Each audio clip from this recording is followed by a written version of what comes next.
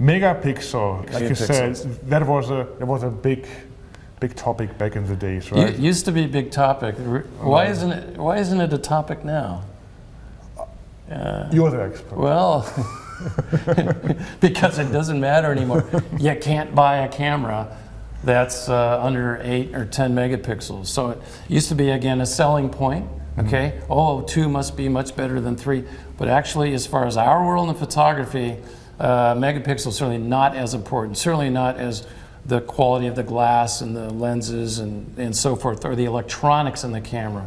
So in today's world, all cameras are certainly more than you need. And you mentioned to me at some point, megapixel is the amount of little pixels that go onto the sensor that's inside the camera. And the sensor is basically the film. Exactly.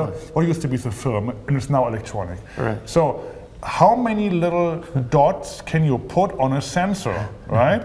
So if you have too many dots, you said to me it actually creates noise. It does. It's like too much traffic. So again, the marketing people say make it more and more megapixel. The problem is it does create noise or things that you don't want. So how many millions and millions of little pixels can fit on a half-inch little CCD sensor? Exactly.